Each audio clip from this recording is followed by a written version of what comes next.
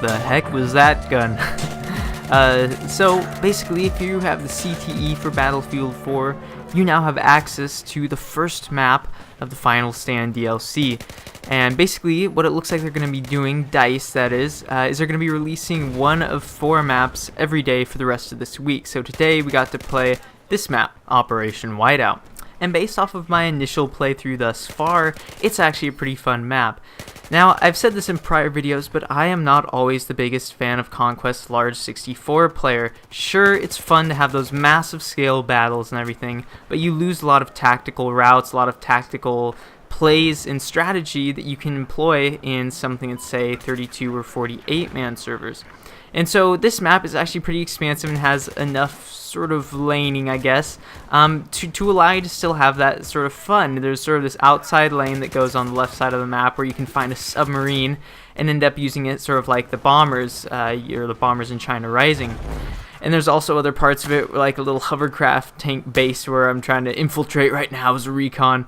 And that was actually pretty cool. And these sort of little features of the map where the points are like this little factory that you'll see in a minute, they're actually really cool. They're detailed inside. You can see sort of these skeletons of hover tanks in there. And actually the hover tank is something they've added in this DLC. The hover tank basically acts as a regular tank, as packs the same punch, has the same firepower, but it has a lot more mobility. It's able to strafe and do all these pretty complex maneuvers.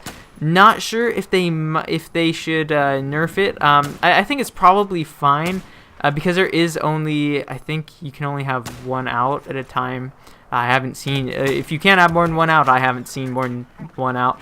So it actually works pretty well. In terms of balancing, there is a big problem, and luckily, DICE have already said they're going to fix it.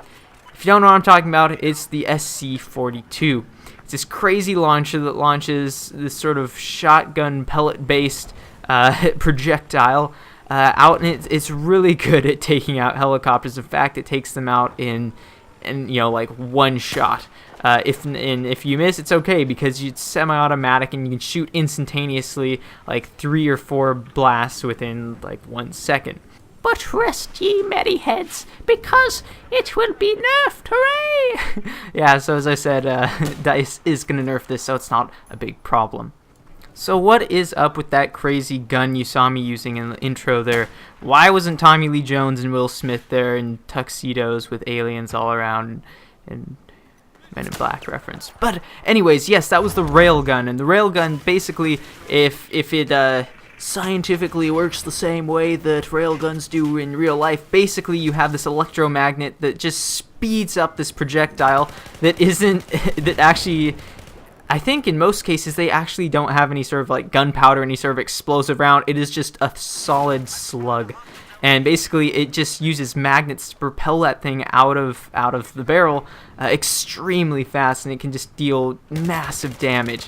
So I'm pretty sure that's the way it works in real life, but I am not a giant science nerd buff in terms of railguns. But in the way it works in the game is you sort of get this lock on, and you just have to time. I mean, it basically is an instantaneous bullet velocity. It instantaneously hits the target. So you basically just click while you're over a helicopter or something. You just wait a few seconds and boom, you click again or release the trigger, and you've basically got half of a helicopter's HP down, or basically killed it. So it's a really effective weapon, and usually luckily you've only got about 8 shots, I believe. But it is a lot of fun, and as much as people are crying about it, killing them in game, I think it's fine because there's only one. You can only use it a couple times. It's super long reload, so it should be just fine. There was one other gadget that I was able to notice that popped up in my game that I haven't seen too many people talk about. I don't think it's going to be very useful, so I think that's probably why people have, for the most part, ignored it. It is an all-class at the moment thing, but it looks like something the recon should really have, the rest of the classes shouldn't.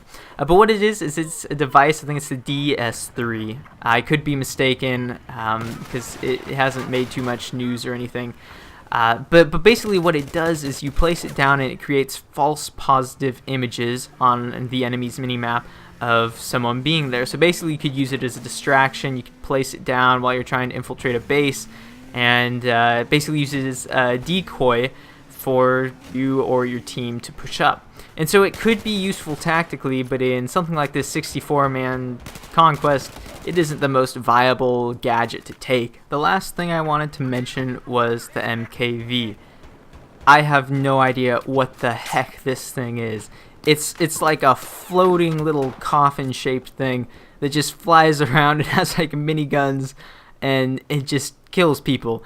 I don't really get how it works. I actually mentioned in a Twitter post, I don't get how the physics of a lot of things in this work, but I don't really care because they're just really cool and really awesome. But before I move on, the MKV is basically this floating little coffin, as I said, shaped thing, missile-shaped thing. And it flies around, and it has a minigun, and basically acts as a UAV, except you can sort of float around, you can hover around, and take people out. So it's not something super significant. It is a battle pickup, so it's not going to be ruining your day for too long. There isn't much more of anything to really report on it. That's basically it. But there is something that's really noteworthy about this map in particular, maybe about the rest once we see them, is the fact that there's a lot of these allusions to Battlefield 2142. And, you know, with all these factories, with hover tanks, and also with some schematics released in the trailer that show the walkers that you would use in that game that were sort of the mechs. So this is sort of hinting at something, not really sure what, but my guess is that they're hinting that most likely 2142, a remake of that game, will be made very soon, or is in the works at the very least, maybe coming out after Hardline, before Battlefield 5 or, say, Battlefield Bad Company 3. And so this isn't something I can confirm, this is just speculation, but there are all these illusions. Then, again, this could also just be, just like the rest of the Easter eggs, just meaningless little sort of things to make you chuckle at while you're playing the game. So it could just be sort of a you know, funny little haha moment. You know, we basically have egged you guys on. We've shown you something from Battlefield, one of our prior Battlefield games. Hope you guys enjoy. That's the end of it. So there are lots of different possibilities, and I'm interested to see what you guys think. If you guys have played this, or even if you guys haven't, what do you guys think about these sort of Battlefield 2142 hints? What do they mean? What's this all about? Anyways, that's all I really have to report on at the moment.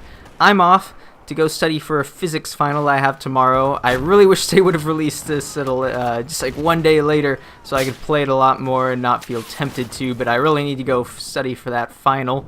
But I will be playing this extensively in the next couple of days, especially after tomorrow once I have finished that examination. So I do hope you guys stick around. I'm going to be playing some more of this. This is basically just my first impressions of this, so these could change. For all I know, I may hate these maps, hate everything about it, but at the moment, I actually am enjoying this. I think this is going to be a great DLC, and I'm just waiting for DICE to please, please, please implement the CTE changes, because the gameplay is really different. Anyways, I will talk to you guys later. Hope you have a great one. See you guys in the next video.